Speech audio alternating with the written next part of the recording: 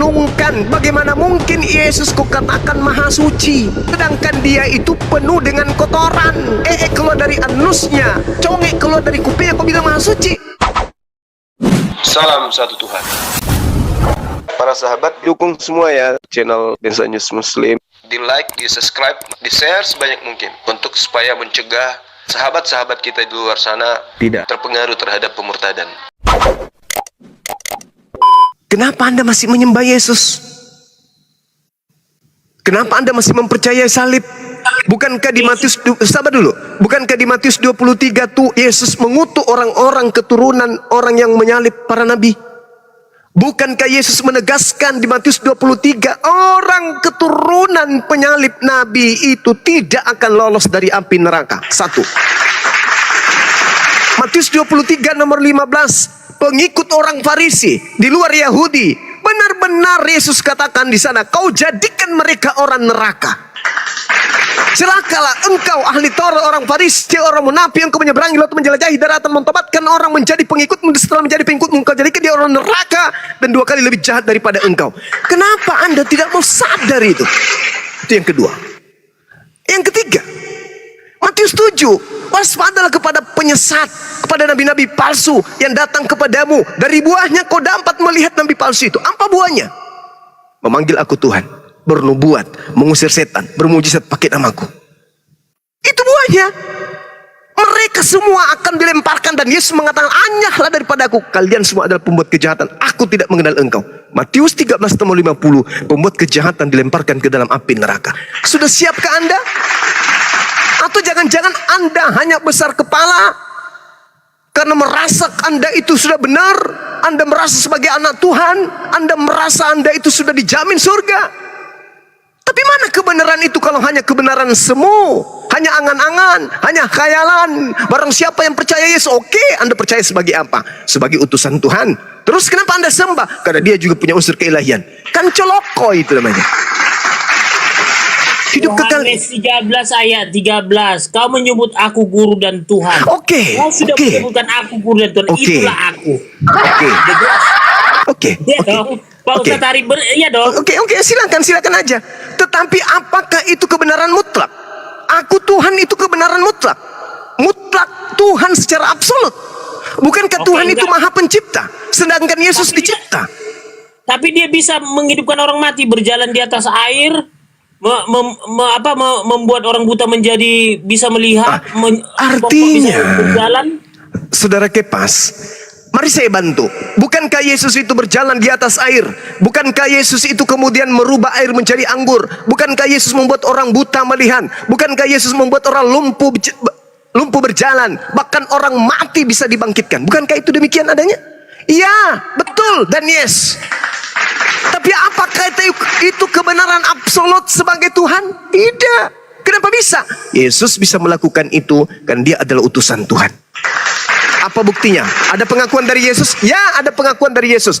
Di dalam Yohanes 4 nomor 34, makananku adalah melakukan pekerjaan yang diperintahkan oleh Bapa untuk aku kerjakan. Yohanes 14 nomor 31, dunia harus tahu, orang Indonesia harus tahu bahwa aku selalu mengasihi Bapa, bahwa aku selalu melakukan apapun yang diperintahkan oleh Bapa kepadaku. Yohanes 5 nomor 36, ada kesaksianku yang lebih penting dari kesaksian Yohanes Pembaptis, bahwa semua pekerjaan yang aku lakukan, membangkitkan orang mati, membuat orang lumpuh, orang buta, semuanya yang kulakukan itu, pekerjaan itulah yang bersaksi tentang aku, bahwa Bapa yang telah mengutus aku. Jadi Yohanes 13 nomor 13, aku kau sebut guru dan Tuhan, dan memang betul itu akulah guru dan Tuhan. Itu bukan Tuhan dalam skala prioritas, bahwa Tuhan yang dimaksud di sini adalah absolut mutlak kebenarannya. Ternyata Tuhan yang dimaksud di situ adalah junjungan, kurios, kurie. Dia hanyalah utusan Tuhan. Apa pembuktiannya? Dalam Al-Quran ada. Di dalam Bible ada. Di kisah para pewarta pun ada. Kisah para Rasul 2 nomor 22. Hai orang-orang Israel, dengarkanlah. Yang aku maksud adalah Yesus, seorang yang ditentukan oleh Tuhan, yaitu orang dari Nazaret, suku Yehuda, anak Maryam, anak Maria, saudara Yakobus, anak tirinya Yusuf, cucunya Daud, cucunya Abraham, manusia, dia ditentukan oleh Tuhan untuk Allah melakukan mujizat-mujizat, membangkitkan, membunuh dan seterusnya melalui Yesus yang dilakukan oleh Allah seperti yang kamu tahu. Jadi akulah guru, akulah Tuhan, itu bukan kebenaran absolut. Keluaran 7 nomor 1, Musa disebut Elohim. Apakah dia Tuhan? Timotius 1 nomor 16, di situ jelas diterangkan Timotius adalah manusia Elohim. Apakah berarti Timotius itu adalah Tuhan? Tidak. Jadi kenapa Anda memperbodoh diri sementara neraka itu pedih, neraka itu ngeri. 5 tahun, 10 tahun, 15 tahun, 20 tahun, 30 tahun Anda akan diantarkan kepada ketiadaan. Coba Bung. Akulah jalan kebenaran dan hidup. Artinya kebenaran. Bung. Pak Ustadz Arif, sabarlah. Bung, Akulah Yesus itu jalan kebenaran silakan. dan hidup. Tanpa melalui aku tidak ada seorang pun yang masuk dalam kerajaan Allah. Oke. Baik, kita ikutin. Nah, sekarang begini.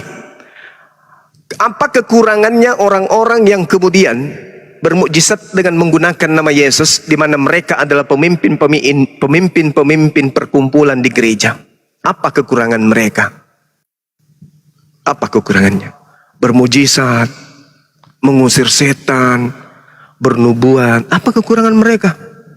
Menurut pandangan kekristenan, sebagai seorang Kristiani, pendeta yang pada level ini adalah orang-orang yang diberkati Tuhan.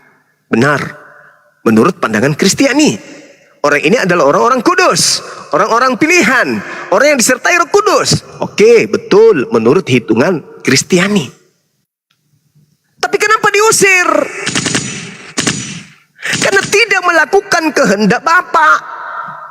Akulah jalan, akulah keselamatan, akulah kebenaran, akulah hidup. Tidak titik sampai di situ. Tidak ada yang sampai kepada Bapa tanpa melalui aku.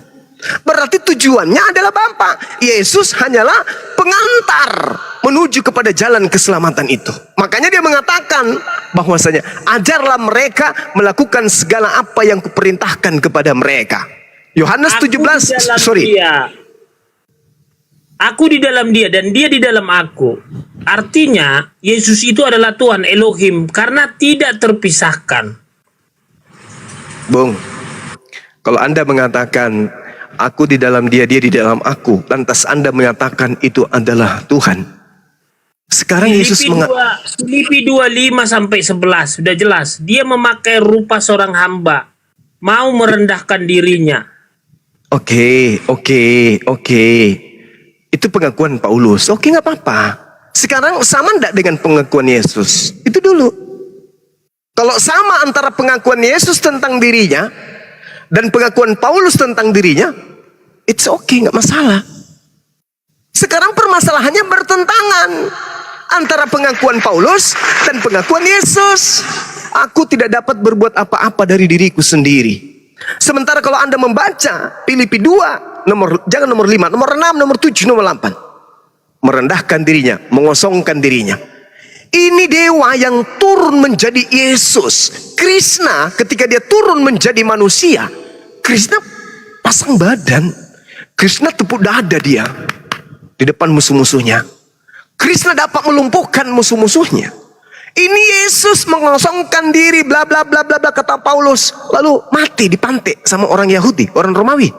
Ini yang Anda ingin sandingkan dengan Yesus. Yesus mengatakan apa tentang dirinya? Coba. Aku kalau minta kepada Tuhanku tentang datangnya malaikat, maka dia akan datang, mendatangkan ribuan malaikat. Apa kau kira aku tak sanggup?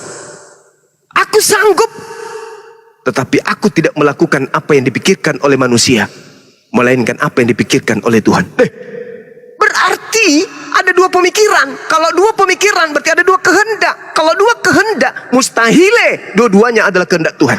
Makanya Yesus mengatakan, biarlah cawan ini berlalu, tapi jangan atas kehendakku, tapi atas kehendakmu. Berarti ada dua kehendak. Di situ ada dua kehendak. Berarti ada dua hakikat. Satu hakikat ciptaan, satu hakikat pencipta.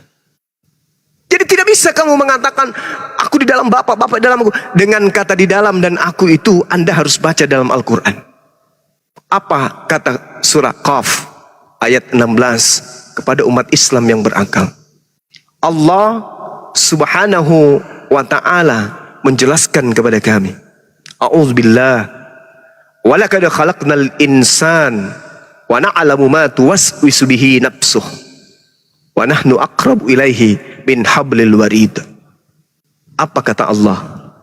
Dan sungguh aku telah menciptakan manusia dan mengetahui apa yang dibisikkan oleh hati manusia tersebut, dan aku lebih dekat kepada manusia tersebut daripada urat lehernya sendiri. Berarti Bung, ilmu Allah, pengetahuan Allah, itulah yang masuk ke dalam kita berupa akal sampai kita bisa mengetahui aspek ketuhanan. Kita ini bukan siapa-siapa. Tangan kita bukan punya kita, mata kita bukan punya kita, kaki kita bukan punya kita. Semua yang ada pada diri kita yang mana punya kita? Nggak ada. Ya, baik Bang Juma. Ini tadi kan gini, ini konsep ketuhanan dari pihak Islam yang dimana ada siksa kubur, ada pencucian dosa di api neraka. Kalau kami, konsep kami bahwa api neraka itu kekal. Kalau kita sudah masuk ke neraka, tidak bisa lagi kita keluar karena sudah masuk, jadi nggak bisa lagi keluar. Oh iya, betul itu. Kalau kafir ya, kalau kafir yang masuk neraka nggak bisa keluar, memang betul. Nggak bisa keluar. Oh iya, nggak bisa keluar. Kalau orang kafir masuk neraka nggak bisa masuk, nggak bisa keluar lagi, memang betul. Terima kasih Karena sudah kan, akui. Iya, jadi karena saya bilang tadi itu konsep dari ketika kita selesai di dunia ini kan ada siksa kubur. Kalau kami tidak ada menganut siksa kubur. Nah ini Siapa bilang? Ah ini bahayanya nih. Siapa bilang tidak ada sisa kubur? kan ada siksa kubur. Hah? Tidak ada sisa kubur? Masa sih? Di dalam kitab saudara Matius 10 nomor 28. Dan juga dikatakan kemudian di Yeremia 7 nomor 31. Masa nggak ada sisa kubur?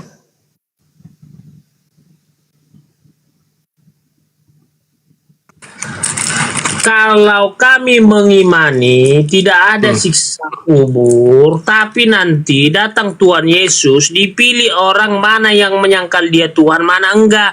Jadi ketika selesai penghakiman, disitulah nanti bagi orang yang menyangkal Tuhan Yesus itu masuk neraka. Loh, berarti Anda lah itu. Kenapa saya menyangkal? Yesus mengatakan apa tentang dirinya? Saya kan percaya Yesus itu Tuhan. Tunggu. Hidup kekal itu mengenal Yesus sebagai apa? Yesus itu Tuhan. Saya ulang. Menurut Yesus, hidup kekal itu adalah kita mengenal Yesus sebagai Tuhan. Coba Anda baca Yohanes 17 nomor 3. Udah bacakan Bang Juma aja.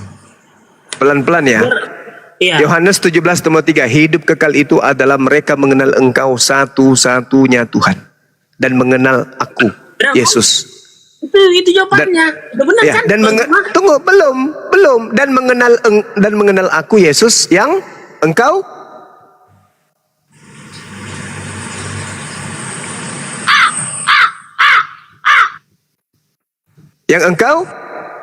Yang engkau apa ini sekarang?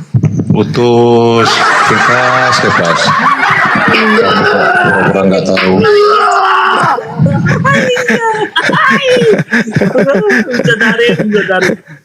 hidup kekal itu adalah mereka mengenal Engkau satu-satunya Tuhan.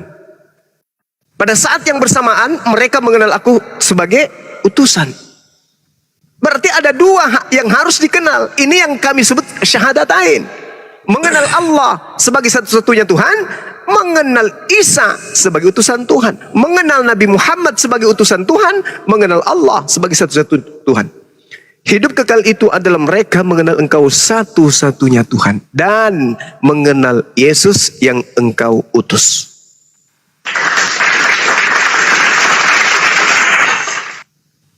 Coba, itu makanya aku bilang Bang, Apa Anda sudah siap masuk neraka dengan kesalahan-kesalahan fatal yang Anda lakukan dalam kepercayaan Anda ini? Tadi sudah saya menguraikan. Matius 23, nomor 23, 24, 25 sampai 36. Mereka yang menisbahkan dirinya sebagai keturunan orang-orang Yahudi yang membunuh dan menyalibkan para nabi tidak akan pernah lolos dari neraka.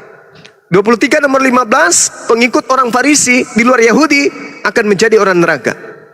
Matius 7 nomor 15 sampai nomor 23, orang Kristen masuk neraka. Ini tidak bisa dipungkiri, Bung. Hidup kekal itu adalah mereka mengenal Engkau satu-satunya, Engkau satu-satunya, satu-satunya Engkau. Tidak ada yang lain. Lalu kamu siapa, Yesus? Dan mengenal Aku yang Engkau utus. Sederhana loh itu. Cuman Anda itu egois. Beradaptasilah kepada kebenaran itu. Coba sedikit kamu beradaptasi kepada kebenaran. Jangan gengsi. Kalau Anda mengatakan kambing adalah kambing, itu betul. Itu berarti Anda beradaptasi dengan kebenaran. Tapi kalau Anda mengatakan kambing adalah ayam, berarti Anda tidak beradaptasi dengan kebenaran. Fungsi otak nggak berjalan dengan baik. Begitulah Yesus. Dia datang mengajarkan bagaimana kemudian Bani Israel harus selamat. Maka orang-orang Israel harus mendudukkan Yesus sebagai jalan kebenaran dan hidup untuk sampai kepada Bapa. Yang menolak Yesus sebagai Mesias yang diutus untuk kepada mereka, mereka tidak akan sampai kepada Bapa. Buku cerita tutup. Berjalannya waktu 10 tahun, 20 tahun, 30 tahun, 40 tahun, 50 tahun. Tiba-tiba muncul pengajar-pengajar palsu yang mengajarkan konsep yang berlainan dengan konsep Yesus. Theos datang menjelma menjadi manusia, bla bla bla bla bla bla dan seterusnya, mati bangkit menjadi Tuhan, bla bla bla. Itu ajaran-ajaran yang muncul setelah Yesus terangkat ke langit kemudian, dan itulah yang Anda imani hari ini. Tadi kita sepakat. Lah itu Esa, Tuhan itu Esa. Sepakat ya satu ini dulu ya. Iya. Sepakat. Esa itu bukan satu, Esa itu tunggal. Tunggal, oke. Esa Ya. itu tunggal. Nah, saya tanya, Allah SWT dengan Elohim itu sama nggak? Itu aja dulu, Bang Juma. Allah, nama Tuhan pencipta alam semesta. Elohim, gelar Tuhan yang maha pencipta alam semesta. Lalu kemudian di dalam kitabnya orang Yahudi disebutkan Tuhan alam semesta itu Maha suci, maha tinggi. Yesaya 53 nomor 15, Yesaya 5 nomor 16. Hanya ada satu hakikat yang maha suci, yang maha tinggi. Gak mungkin dua. Kalau ada dua, berarti belum maha suci. Karena ada duanya. Yang dikatakan maha suci itu wajib satu. Tuhan kami mengaku maha suci. Ada nggak iblis mengaku maha suci? Tunjukkan kepada saya di Bible. Ada nggak di Bible mengaku akulah Tuhan yang maha suci? Ada nggak? Memang tidak ada pengakuan. Nggak ada. Tapi kita tidak tahu kalau Tuhan maha suci. Ya Tuhan maha suci kan? Ya Tuhan maha suci. Oke. Bisa tidak Anda membedakan antara suci dan maha suci? Bisa. Apa suci itu? Suci itu tidak bercacat, tidak melakukan dosa. Ya, suci. Suci itu bersih. Tapi apakah kalau suci itu kemungkinan akan bisa kotor? Kotor dalam bidang apa ini dulu Ya, sekarang? yang apapun itu. Mau dia bangunan, mau dia manusia, mau dia apapun itu, kalau suci ada kemungkinan dia bisa kotor. Betul? Tunggu dulu. Loh, Kita apa yang menurut saudara? Oke. Menurut saudara, suci dan maha suci sama nggak? Beda, maha suci beda. Nah, kalau suci masih bisa ada kemungkinan dia ternodai. Betul? Contoh, siapa? Maha suci, suci ini bisa ternodai. Perempuan suci. Tunggu dulu, enggak, kita bicara Perempuan bukan. suci. Oh, kalau nggak masuk ke situ ke manusia. Ya. Tuhan itu bukan suci, Tuhan itu maha suci dia. Kalau Ya, suci itu kalau Tuhan maha suci, kalau suci itu tataran manusia. Yesus maha suci. Maha suci. Otak merusak.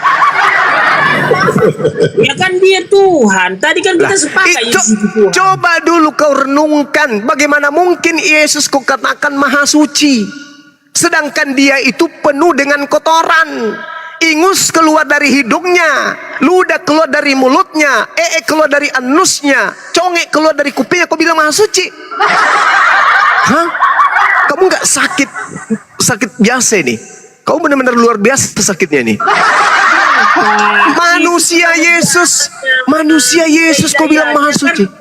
Kegailayannya Enggak, di surga. enggak. Anda kan bertanya tuh tentang esensi, hakikat daripada Tuhan yang kami sembah, Allah. Dan Tuhan yang menyatakan diri kepada Abraham, Ishak dan Yakub, yang dikatakan dalam kitab Yesaya 5 nomor 16, Tuhan itu maha suci, Tuhan itu maha tinggi. Berarti Tuhan saya mengaku maha suci, Tuhannya Yahudi maha suci. Berarti hakikat yang sama. Karena yang maha suci itu pasti cuma satu, pasti tunggal, tidak mungkin dua, apalagi tiga. Sedangkan Yesus, dia tidak duduk sebagai yang maha suci. Yesus mungkin suci, habis mandi dia suci, tapi habis tidak cebok, dia tidak suci dia. Apalagi maha suci. Yang namanya maha suci tidak punya celah noda setitik pun. Nah, itu baru Tuhan disebut maha suci yang kami sembah. Coba kau tunjukkan Tuhan kami umat Islam. Bisa kau tunjukkan celahnya? Tuhanmu umat Islam begini. Mana? Coba buktikan. Tidak bisa. Tuhannya orang Yahudi. Mana bisa kau buktikan? Tidak bisa. Tuhannya orang Kristen. Jangan kau bilang kalau saya sesama dengan Yesus, ya aku belikanlah dia kemudian minyak rambut, sisir-sisir rambutnya baru ku kepang. Artinya di kepalanya itu masih ada ketombe karena dia berambut. Berarti kemudian dia tidak maha suci. Suci iya karena dia sudah disunat, dia berwudu, masuk di sinagoge, bait suci, dia wudu, sujud, beribadah semalam-malam, berdoa kepada Tuhannya. Ya, suci dia. Karena dia hamba yang suci memang. Di mana diterangkan dia hamba yang suci? Kisah Para Rasul 4, nomor 27, 28, 29, dan 30. Jelas itu. Tapi kalau dikatakan Yesus maha suci, mana ada? Tataran makhluk mana bisa maha suci?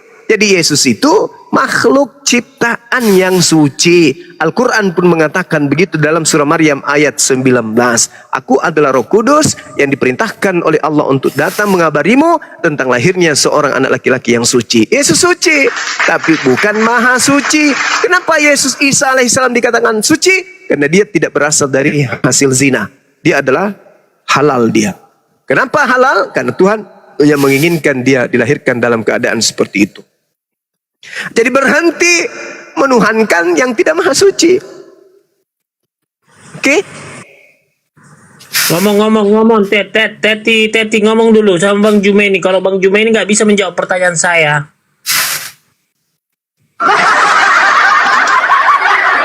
Ya dong. Kan tadi saya tanya. Gimana? Nah, suka-suka kamu lah, bro. Yang penting siapkan dirimu untuk neraka ya. Malam, Batet. Iya. Ngomong. Halo, selamat malam. Malam. Iya, tadi yang dari awal aku mendengar, apakah kita ini masuk surga apa masuk neraka begitu ya? Iya.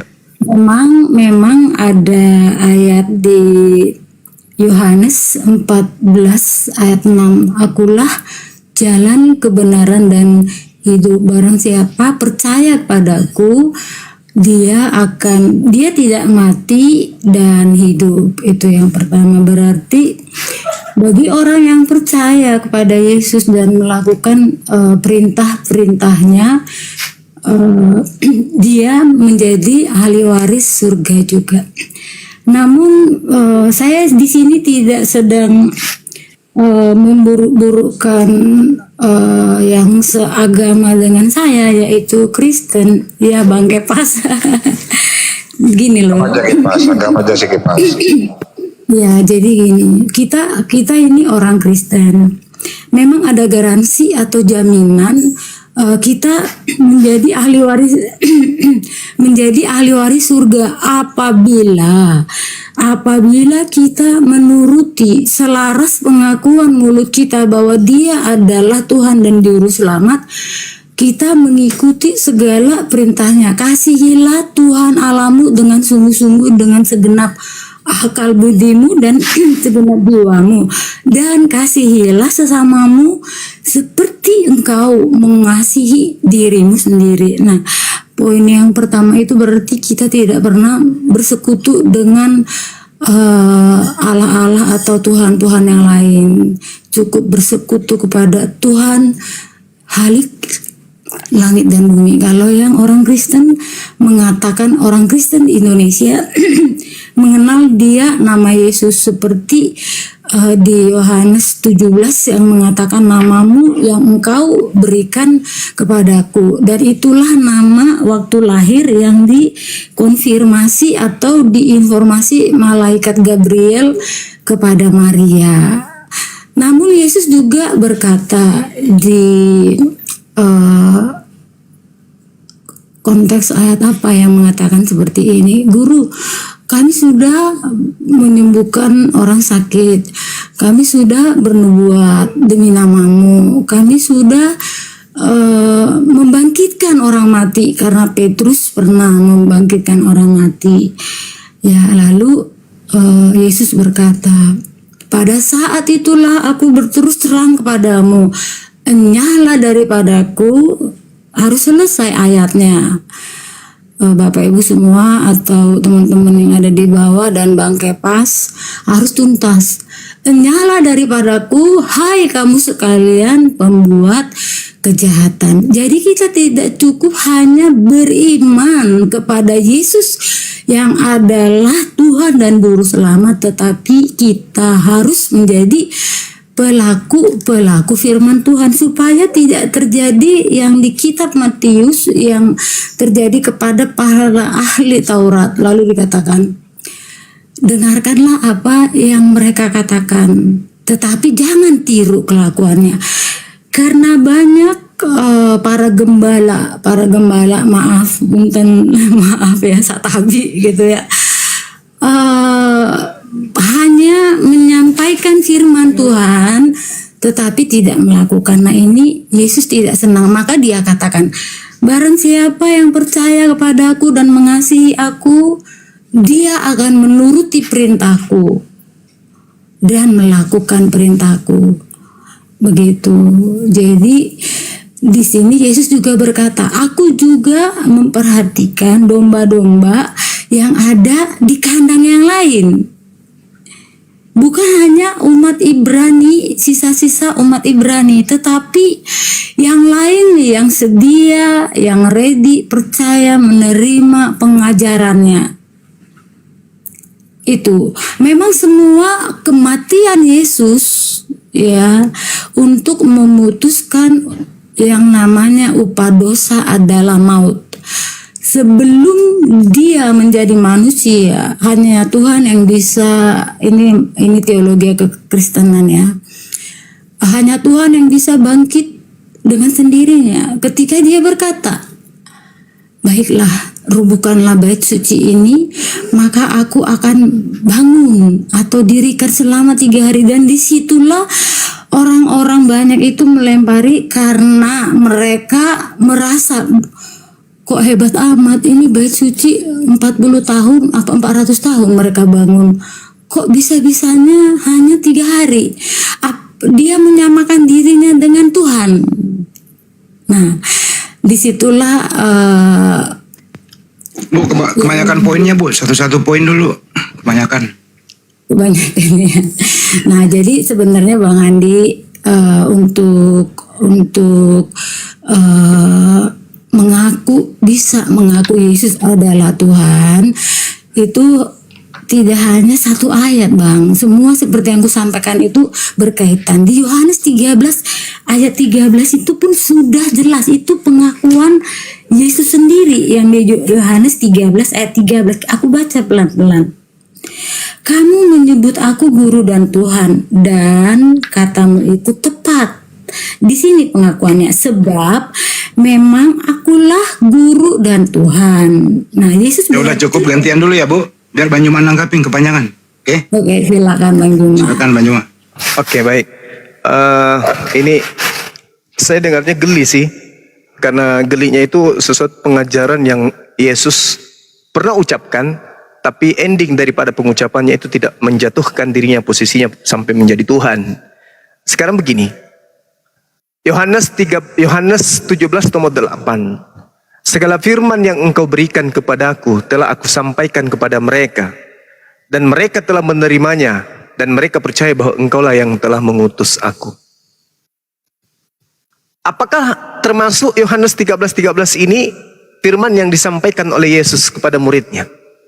Coba Mbak Ted jawab. Apakah termasuk Yohanes 13:13 ini adalah bagian dari segala firman yang Yesus sampaikan? Dan ternyata muridnya cuma percaya dia adalah rasul utusan Tuhan. Bukan Bang. Setelah kebangkitan terjadi, mereka menyembah Yesus kok. Kalau mereka bertemu di jalan begitu. Enggak, itu iman, itu tuduhan. Itu tuduhan Anda. Sekarang gini, itu aja dulu. Nggak usah keluar ke ajaran Kristen. Ke Yesus dulu dengan murid-muridnya. Ketika Yesus mengatakan, segala firman yang engkau berikan kepadaku telah aku sampaikan kepada mereka, dan mereka telah menerimanya dan percaya bahwa engkaulah yang telah mengutus aku. Apakah Yohanes 13 nomor 13 ini bagian dari segala firman tadi yang mengantarkan muridnya mengakui dan percaya dia adalah utusan Tuhan?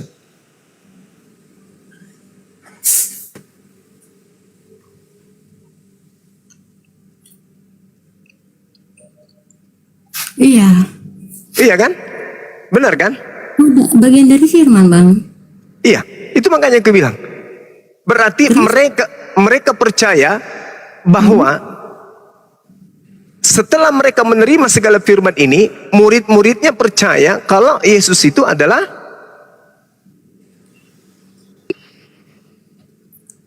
Tuhan. Kalau orang Kristen menerima Yohanes 13:13, Kristen percaya Yesus adalah Tuhan. Murid-murid Yesus bukan hanya Yohanes 13 nomor 13, tetapi segala firman yang Yesus sampaikan kepada mereka menghantarkan mereka percaya bahwa Yesus adalah Utusan, Ted. utusan Tuhan. Sekarang yang mana yang kami harus percaya? Yesusnya atau Anda sebagai Kristen? Kalau Yesus mengatakan segala firman, berarti termasuk Yohanes 13:13. Segala firman yang engkau berikan kepadaku telah aku sampaikan kepada mereka, dan mereka percaya dengan pasti bahwa engkaulah yang telah mengutus aku. Itu yang pertama. Kedua, di dalam pengajaran Yesus Yohanes 11:42, aku tahu bahwa engkau selalu mendengarkan aku, tetapi oleh karena orang banyak yang berdiri di sini mengelilingi aku mengatakannya agar supaya mereka percaya bahwa engkaulah yang telah mengutus aku. Aku telah mengatakannya agar mereka percaya bahwa engkaulah yang telah mengutus aku. Aku bukan utusan setan, tapi engkaulah yang telah mengutus aku. Berarti Yesus mau dipercayai sebagai utusan Tuhan. Kristen hanya menerima Yohanes 13:13. Habis itu dibumbu-bumbuhi oleh pengajaran-pengajaran Paulus. Sebenarnya Kristen kalau mendudukkan sabda-sabda Yesus, tidak ada sabda Yesus yang menghantarkan Kristen itu mempertuhankan Yesus. Tak ada. Tetapi masih ambigu ucapan-ucapan Yesus itu. Nah, setelah diperkuat kemudian oleh bisikan-bisikan Paulus, barulah Kristen itu terdoktrin, terdogma, yang tadi abu-abu antara rasul dan Tuhan itu sendiri tiba-tiba menjadi Tuhan. Kalau saya lebih percaya kepada pengajaran Yesus. Itu aja, silakan. Begini mengenai utus, aduh, jangan dibuka kamera terus kayak gini sih. Oh my god. Ini kayak mana ini Bang? Kok aku itu enggak. Sudahlah biarin saja. Saya udah tutupin. Silakan Bu. Silakan dibuka lagi mic-nya.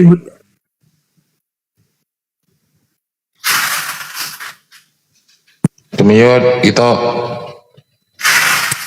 Saya pikir mic saya sudah terbuka. Maaf ya. Yohanes 14 ayatnya yang dimulai dari ayatnya yang ke-9. Bentar, saya agak buram kacamata saya. Kata Yesus kepadanya, telah sekian lama aku bersama-sama kamu, Filipus, namun engkau tidak mengenal aku. Barang siapa telah melihat aku, ia telah melihat Bapa. Bagaimana engkau berkata, tunjukkanlah Bapa itu kepada kami. Saya ulangi sekali lagi. Barang siapa telah melihat aku, ia telah melihat Bapa. Bagaimana engkau berkata, tunjukkanlah Bapa itu kepada kami? Tidak percayakah engkau bahwa aku di dalam Bapa dan Bapa di dalam aku? Allah itu adalah roh. Yesus adalah anak manusia, sekaligus dia dikatakan juga anak Allah. Sekaligus dia juga Tuhan. Di Lukas 2 ayat 11.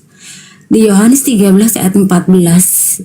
Jadi kita harus paham banyak mengapa Yesus mengatakan engkau yang telah mengutus aku, ya kan? Tapi dia datang dari Bapa sendiri, dan dia setiap berkata bukanlah karena dia yang berbicara. Dia selalu mengatakan aku tidak bisa berbuat apa-apa karena mereka selalu bersama. Roh Allah itu adalah roh, dan Yesus adalah dikandung daripada Roh Kudus, gitu.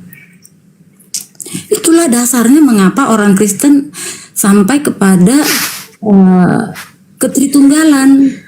Karena Yesus sendiri sudah mengatakan di Matius 28 ayatnya yang ke-19, baptislah mereka di dalam nama Bapa, Anak, dan Roh Kudus. Jadi tokoh-tokoh gereja pun membuat konsep seperti itu, ya. Ya berdasarkan itu, dan Yesus sendiri pun berkata, hidup kekal itu adalah mengenal Dia yang mengutus aku, Allah. Dia dalam keadaan mengajar, Bang. Butet, sebelum saya keluar beli rokok, Butet. Yang Ya, mana Bang? sih yang Tuhan? Yang mana yang Tuhan? Bapak atau Yesus? Dua-duanya Bapak dan Tuhan kan satu, Bang. Bapak dalam dan wujud yang berbeda. Saya ulang kembali. Kan Bapak yang mengutus Yesus, yang mana yang Tuhan? Kenapa, Bang? Yang mana yang Tuhan? Nah, disitulah kemahakuasaannya, Bang. Yang Saya nggak nanya itu, yang mana yang Tuhan, Bapak atau Yesus? aku udah jawab, Bang. Dua-duanya adalah Tuhan. Oh, dua-duanya Tuhan. Dua Tuhannya, Bang, duanya. Lanjut. Tuhannya dua. Kan Abang kan sedang menyebutkan Bapak atau Yesus. Ada dua kata. Kedua kata itu adalah Tuhan. Ya, itulah yang saya katakan ya, bahwasanya ketika kita berhadapan dengan teman-teman Kristen, ya siap-siap aja kemudian otak kita itu dicabik-cabik, karena apa yang dipaparkan itu tidak rasional. Tadi ketika Mbak Ted mengatakan bahwasanya Yohanes 17:8 itu segala firman, saya katakan tak ada lagi firman lain yang bisa dijadikan sebagai alasan untuk mengatakan Yesus itu Tuhan. Berdasarkan pengakuannya itu tidak ada. Tapi apa dikatakan siapa namanya? Siapa? Filipus. Sudah sekian lama kamu bersama dengan aku, tapi kamu bertanya, tunjukkanlah Bapa itu kepadaku. Begitu kata Yesus. Yesus mengajarkan apa sebenarnya? Sebelum Filipus bertanya itu, Yesus mengajarkan Bapa itu bisa dilihat atau tidak? Bisa dilihat sekarang dalam diri Yesus, karena Yesus sudah menjanjikan di Yeskiel. Bisa, Bang, jangan ketawa dulu, Bang. Di Yeskiel ada hostnya ya, bikin suara ketawa ya. Di kitab Yeskiel 39 ayat 29 begitu, aku tidak lagi menyembunyikan wajahku terhadap mereka kalau aku mencurahkan rohku ke atas kaum Israel. Demikianlah firman Tuhan Allah. Ini firman Tuhan Allah kepada Nabi Yeskiel, Bang. Memang ada saatnya Tuhan itu masa sebelum Yeskiel berapa? Yeskiel 39 ayatnya yang ke-29, Bang. Oke, kita Kalau nggak tengok salah ya. ingat, coba dicek, Bang, ya, Bang. Maaf. Iya, kita lihat apa yang tertulis pada Yeskiel. Benar nggak Bang? Coba Bang. Takut salah tulis aja.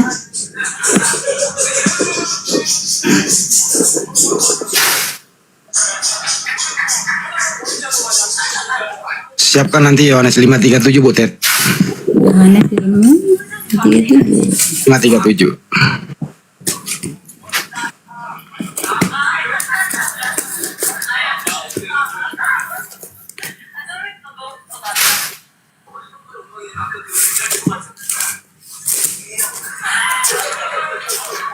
Aku laptopku lagi rusak jadi nggak bisa buka Oke. laptop.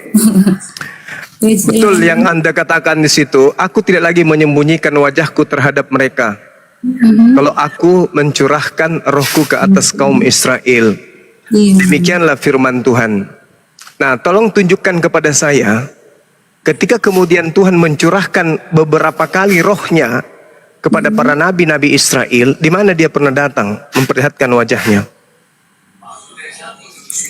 Oh, belum pernah Bang melihatkan wajah, maka dikenal setelah dia menjadi manusia dalam Ya, Yesus itu. aku Bang. tidak akan menyembunyikan wajahku. Aku tidak lagi. Kalau Yesus itu Anda katakan adalah wajahnya Yesus, wajahnya Tuhannya Yahudi, sekarang mana wajahnya Tuhannya Yahudi sekarang mana? Mana? Katanya dia tidak menyembunyikan lagi. Gini Bang, terus koneksikan ketika Allah menciptakan manusia di Kejadian 1 ayat 26 itu. Enggak, maksudnya kan Yesus ini kan wajahnya Tuhan. Nah, sekarang mana wajah Tuhan itu? Katanya enggak lagi aku sembunyikan wajahku. Berarti dia harus nampak terus dong. Kalau itu adalah Yesus, Anda cocokologi terhadap kitabnya orang Yahudi. Sedangkan wajah di sini itu kebesaran, bukan wajah dalam arti kata muka manusia. Karena Tuhan mengatakan Tuhan itu tidak serupa dengan manusia. Yeremia 10 nomor 6, 2 Samuel 7 nomor 22. Akulah Tuhan yang maha tinggi, aku tidak serupa dengan apapun. Kok wajahnya jadi wajah manusia? Nah, sekarang kalau kita melihat nih, aku tidak lagi, dalam bahasa Ibraninya lo artinya tidak. Lo itu artinya tidak, dan selamanya tidak. Tidak akan lagi menyembunyikan wajahku terhadap mereka. Berarti Yesus harus ada terus dong di Israel. Pampangkan mukanya, kalau itu yang Anda pahami. Nah, benarkah demikian? Aku tidak lagi menyembunyikan wajahku. Buktinya aku datang berupa Yesus. Nah, sekarang masih ada mukanya? Gak ada, berarti Anda hanya mencocokkan itu saja. Bang Juna, sebentar interupsi Bang, interupsi. Di Kejadian 1 dimulai dari ayat 26. Berfirmanlah Allah, baiklah kita menjadikan manusia menurut gambar dan rupa kita. Enggak ada hubungannya supaya dengan mereka ini. berkuasa atas ikan-ikan di laut dan burung-burung di udara dan atas ternak dan atas seluruh bumi dan atas segala binatang melata yang merayap di bumi.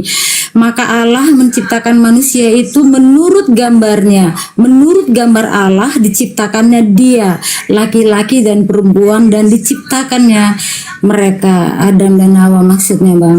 Jadi maksud Anda, kalau Tuhan itu mau tahu apa yang terjadi dan kejadian itu berada di belakang, dia harus nengok dulu gitu. Kalau Anda menyerupakan kemudian Tuhan dengan Adam, berarti semua data-data yang dikatakan Tuhan itu tidak serupa dengan apapun, itu salah berarti. Ini cocokologi Anda aja. Karena kecantol jatuh cinta kepada anak Maria. Yesus mengatakan kamu tidak dapat melihat Bapa. Tidak ada orang yang bisa melihat Bapa. Itu kata Yesus. Tapi lagi-lagi Kristen bukan pengikutnya kan. Kristen itu adalah kelompok baru yang muncul setelah Yesus terangkan.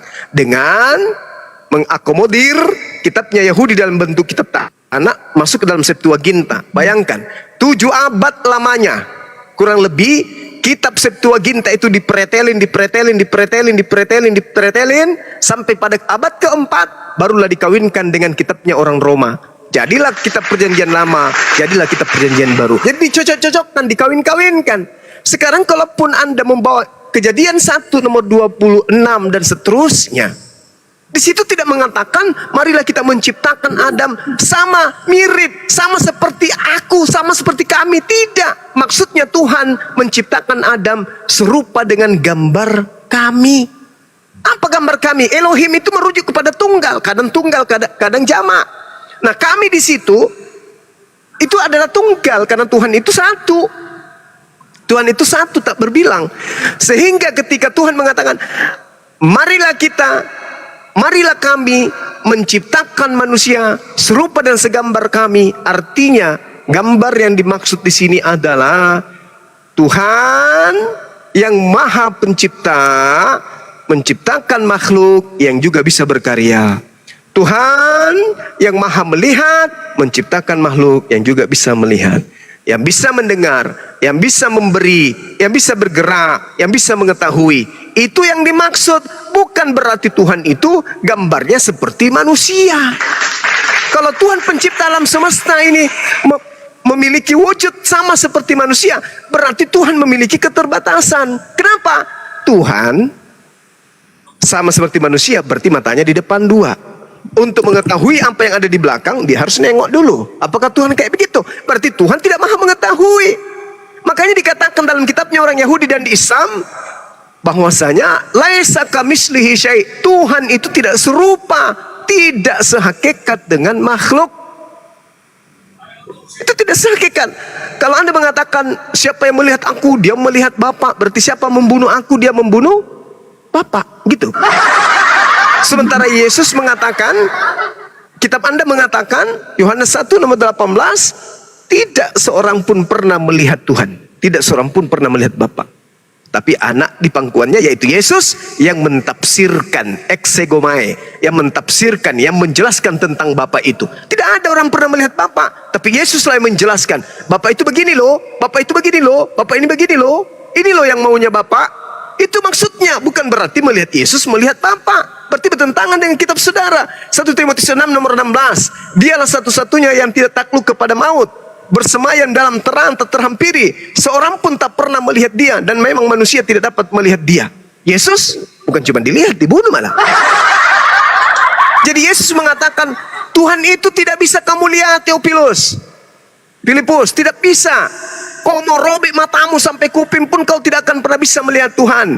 Jadi kalau kamu ingin melihat Tuhan, lihat aja aku. Karena aku adalah utusannya. Apa yang aku katakan adalah perintahnya. Apa yang aku lakukan adalah perintahnya. Aku di dalam Bapa, Bapa di dalam aku. Bukan berarti aku adalah Bapa, enggak. Nah, inilah kesalahan Kristen. Karena lagi-lagi Kristen ini bukan dari Yahudi, bukan pengajaran para nabi, tapi Kristen ini adalah ajaran yang diambil dari konsep yang diadopsi dari Romawi kuno, Yunani kuno, kemudian diambil kitabnya Yahudi dalam bentuk terjemahan lama, perjanjian lama, lalu masuklah ke dalam zona pengajaran Katolik, penyembahan kepada dewa-dewa. Nah, makanya Anda mengatakan Tuhan itu dua ini. Itu karena konsep apa? Konsep Yesus, bukan. Itu konsepnya Romawi.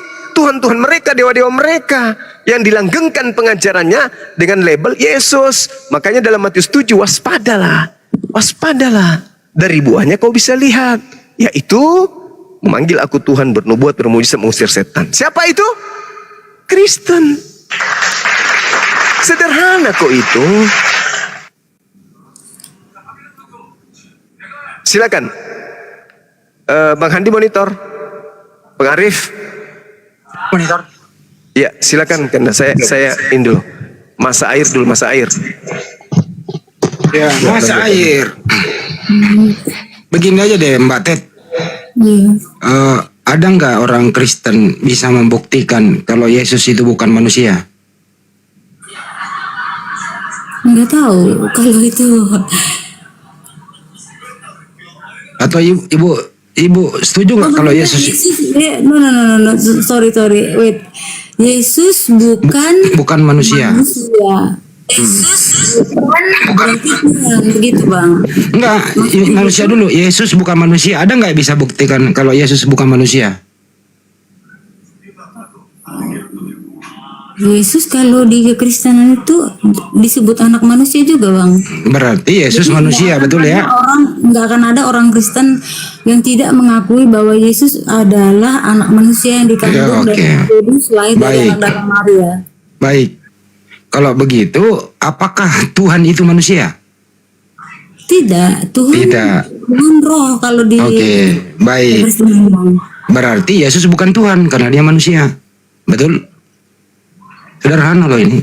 Dikandung dari roh bang, dari roh Allah. Mana ada roh mengandung? Dikandung Yang mengandung itu, dari roh. yang mengandung. Jadi rahimnya Maria itu Butet. kayak bayi tabung aja, kayak bayi tabung. Ini tabung Wah. aja, mungkin tabung. Yang mengandung itu Maria, bukan roh yang kandung Yesus. Yang mengandung Yesus itu orang, ibu-ibu namanya Maria. Masa ada roh yang mengandung Ya, tapi Yesus? Hajar Ted, hajar gulung. Entar dulu, lu diam dulu. Jadi yang mengandung Yesus itu bukan roh, tapi manusia yang mengandung. Isi kandungannya Maria itu manusia namanya Yesus. Buktinya dia dari bayi nggak bisa apa-apa dia. Disusui, dirawat, bahkan pendeta mengatakan disekolahin, diajarin berjalan, dibersihin popoknya. Kalau nggak bersihin popoknya dia nangis. Dikasih makan karena dia belum bisa ke pasar beli sendiri. Dari kematian. Entar dulu loh gak, belum bisa ke laut nyari ikan, semua dari ibu dan orang tuanya. Nah, itu menandakan dia manusia, kan gitu. Betul. Ya artinya kalau demikian di mana Anda bisa masukkan akal Anda kalau dia adalah Tuhan seperti itu? Iya sayangnya Gimana coba? Iya. Sampai Jadi, sekarang ibu, kalau ibu baca Bible, ya, dulu karena memang kan buku kita berbeda. ya iya, saya pakai buku ibu. Ibu, Teori ibaratnya teori-teori berbeda. Jadi nah ini saya pakai Bible ibu loh. Ibu coba baca Lukas 22:6-9. Apakah Yesus berubah? Coba baca Bu, Lukas 22:6-9. Lukas 22 yang 69. 9. Bentar.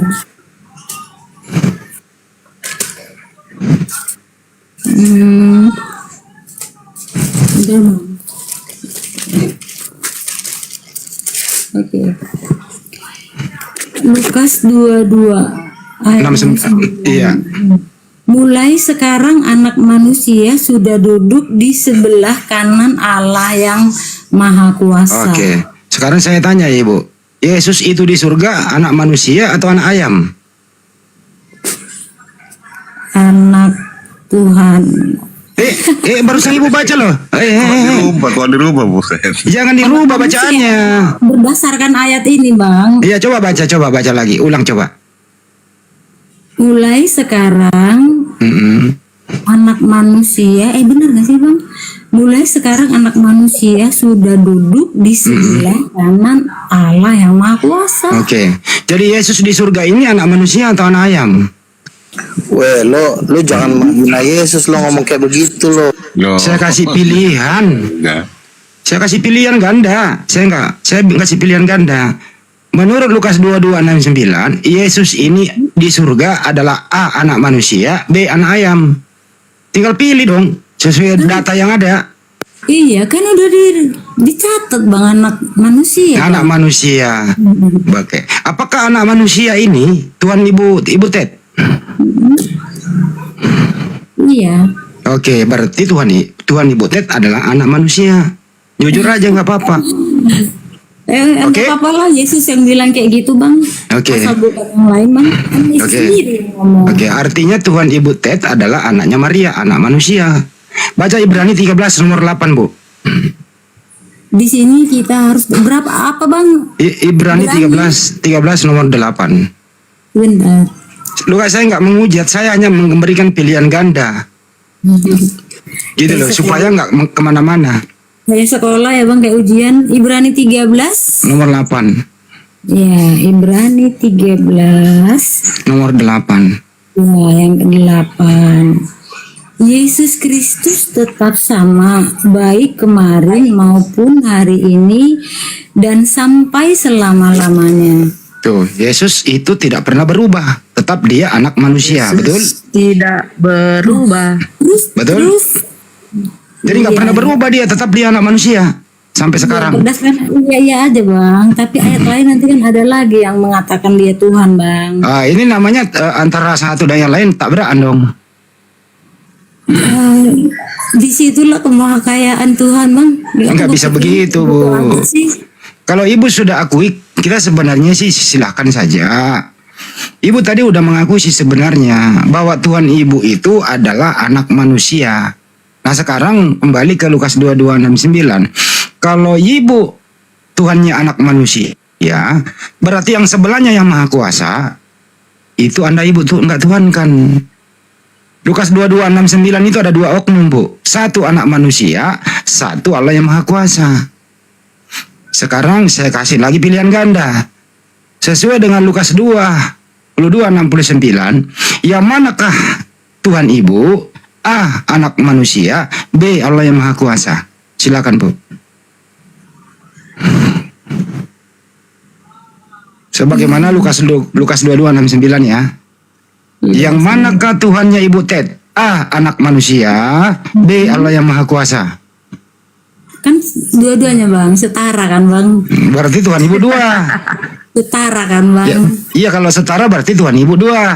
Itu cuman gelar aja kali Bang, itu cuman gelar. Gak bisa Bu. Yesus itu tetap anak manusia kok. Anak kan Ibu ada lebih 500 orang menyaksikan dia terangkat. Kan di Bible Ibu kita pakai loh.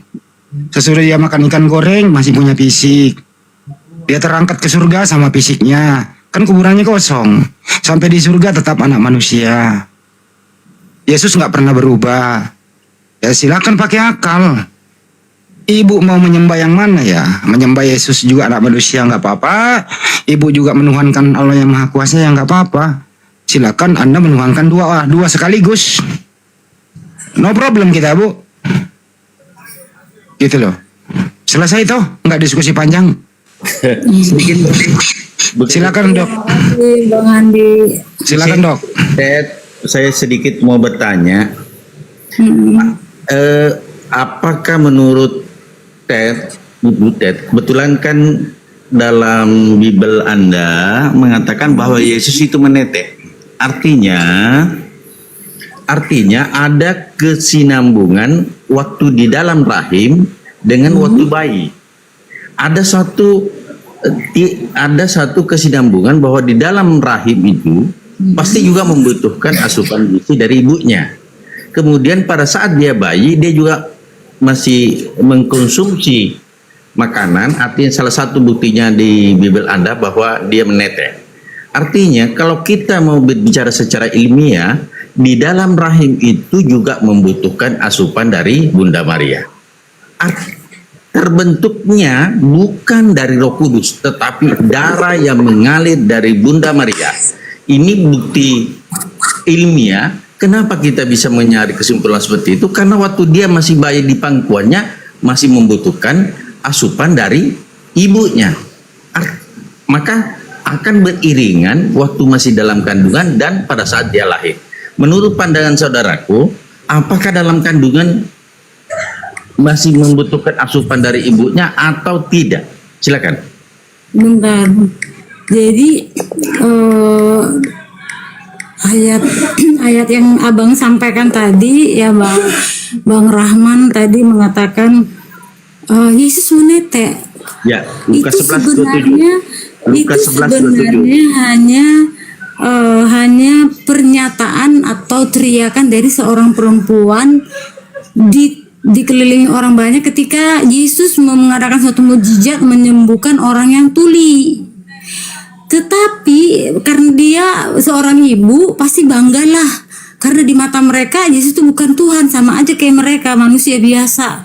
Jadi bangga melihat seorang bisa melakukan mukjizat, mengajar dengan baik, bahkan tahu tentang ilmu-ilmu setan begitu. Ya udah.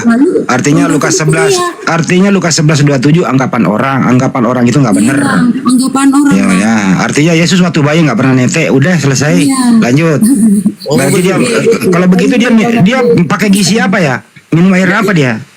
Madu dan dicatat ya Bang, madu dan dadi Bang. Oh, Jadi madu dan asli itu loh. Dadi dan apa? asli.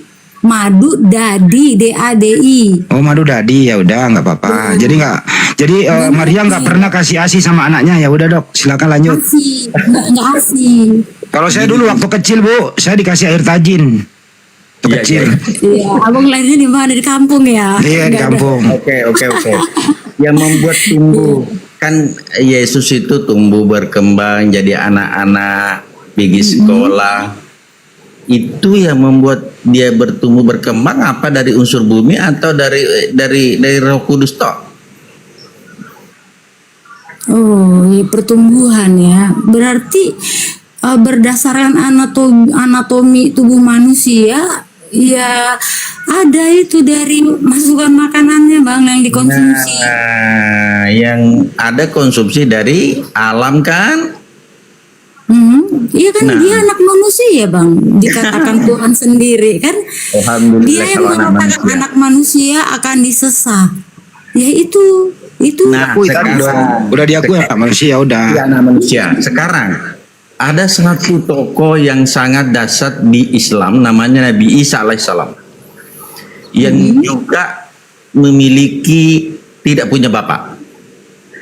Dia mampu menghidupkan orang mati, mampu menyembuhkan orang lumpuh, mampu untuk menurunkan makanan dari langit, termasuk kelebihannya berbicara untuk membela ibunya pada saat dia lahir bahwa ibuku bukan perempuan pesina. Apakah menurut ibu Dad, Isa Al-Masih itu bukan Tuhan? Aku nggak Ngerti dia belajar. Al-Quran dong, jangan ke situ dong, nggak ngerti dia. Aku nggak ngerti, tapi aku tahu bahwa di agama Islam tuh Nabi Isa dikatakan. Iya, ada oknum yang sama, yang apa yang tadi ceritakan kebetulan sama persis, bisa menghidupkan orang mati, bisa menyembuhkan orang buta, bisa membuat orang lumpuh berjalan, bisa berbicara waktu bayi, dia menurunkan makanan dari langit dan sebagainya. Semua itu bisa dilakukan. Tetapi kami Muslim menganggap dia adalah utusan Tuhan. Karena apa sih yang tidak mampu utusan Tuhan lakukan kalau yang mengutus itu membuatnya untuk namanya dalam Islam mujizat. Apakah Ted tidak mengenal namanya mujizat? Tahu bang, mujizat tahu bang. Nah, kenapa Yesus tidak apakah yang menyembuhkan orang buta itu bukan mujizat? Mujizat. Oke, kalau mujizat berarti bukan kehendaknya sendiri. Iya. Ya udah gini. Saya kasih, kita pakai datanya dia dok. Coba Ted buka Yohanes 11:41 sampai 42. Di situ waktu Yesus menghidupkan Lazarus. Yohanes 11:41 sampai 42. Ya, Yohanes 11 ayatnya 41 sampai ya 42 lah. 22. Ya coba dibaca aja deh. Iya bang, ya sebentar bang. Itu kan mujizat di situ. Silakan. Ya.